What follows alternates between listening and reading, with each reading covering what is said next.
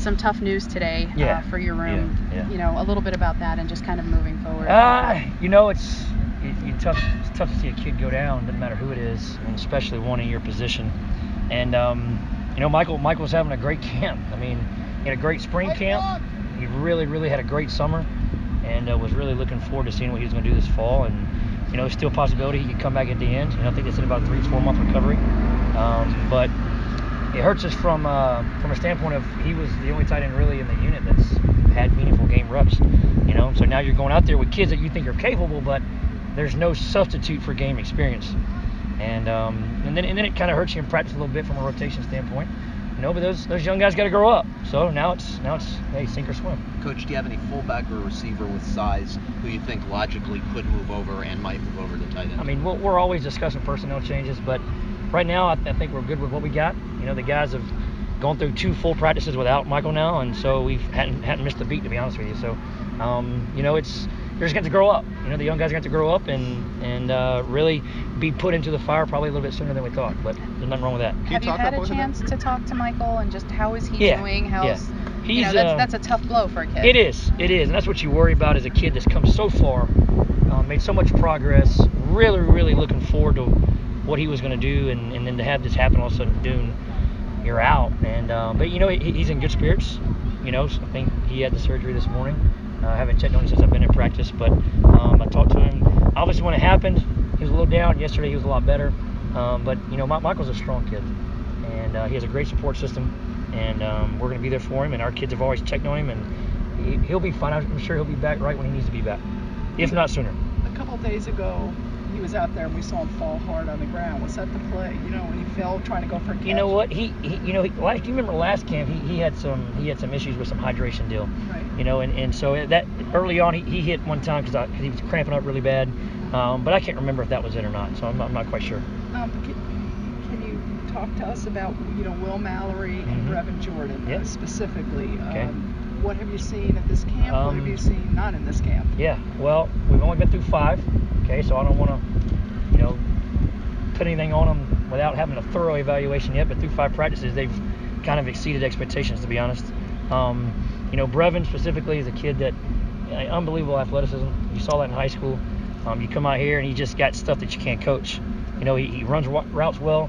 Has a good understanding of how to beat press. Okay, how to understand coverages and reading leverage and getting in and out of breaks. He's extremely gifted route runner, but he's also, for a young kid, he's pretty good at the point of attack. Now, long way to go, okay, and it really is a benefit to him that he goes against our defensive line every day because our defensive line is pretty sporty. But he's right where I thought he'd be, if not further along. Mallory, didn't really what to expect from Mallory getting out here because you know his body type, and we knew what role we had for him. But man, that kid's doing unbelievable. His boys are really having a good camp and making a lot of plays and running and catching, and the blocking stuff that we put him in there with, he has really done a nice job. So both of them just need to keep doing what they're doing. They are a long ways away, but they are on track to be where they need to be. How big is the scrimmage for them? To really get a chance to college hits. No, it's big. College It's big. I mean, they're getting hit now. Right. The only thing that's happening now is just we're not going to the ground.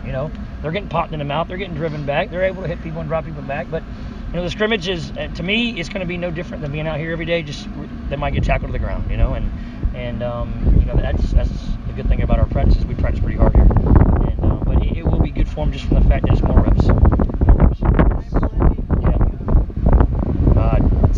Really nice job this spring. I mean, this fall, excuse me. He's the guy that's really going to have to step up the most just because from a learning standpoint, he knows it better than anybody else right now. Okay, and so he's in there with the 1s, he's in there with the 2s. He's really done a nice job blocking. Okay, a nice job blocking. And then in the passing game, he's really showed up and made a lot of plays. Out of all the people we've had this fall camp, there's only 5 practices, but I'd say he's probably been the standout so far in the group. Just from a progress standpoint. Shifting gears a little bit from tight ends, your special teams as well. What have been your early impressions of Bubba? What have you seen from him? It's everything that we thought he'd be. Strong leg, kid that's very composed. Okay, doesn't falter in the moment. Put him out here live against the defense in front of the head coach, and he's answered the bell. Like I said, only 5 practices. We only do about 6 kicks a game in front of the head coach. They work on their field all day long. Okay, but through 5 practices, he has showed everything that we thought that he would show. So he's doing a nice job. Along those same lines. How's his accuracy? Accuracy? Really good. Yeah, absolutely. Along the special teams lines also, your thoughts on some returners? Any freshmen that are going to get looks? Right now we said it in the spring, and we said it over the summer that that Dallas and Thomas were our main guys, and they continue to be the front runners to win those positions. But Mark Pope has showed up and done some nice things. Okay, Mike Hartley's still back there. Nigel Bethel's back there a little bit, but right now, though Jeff Thomas and DJ Dallas are so far ahead of everybody else right now that it's really a two-man race in that regard. But just from a confidence standpoint, from an ability, you know how big I am. I loved Braxton because Braxton knew how to field a football. Okay, the ball hits the ground and it rolls 30 yards. That's 3 first downs the offense had to get just because he didn't field the football. So number one quality is fielding the punt. Okay, and DJ Dallas and Jeff Thomas know how to do that. Okay, those young guys got to learn how to do that. What's been the longest field goal for back so far? Longest so far? Oh man, it was somewhere in 50 range. So he's got the leg. Yeah. Okay, don't worry about that. He's got that. Is Fiegels more consistent? Absolutely, 100%, night and day. Great camp for Fiegels. Great. Thank you, Coach. Thanks, Good. Coach. Appreciate it.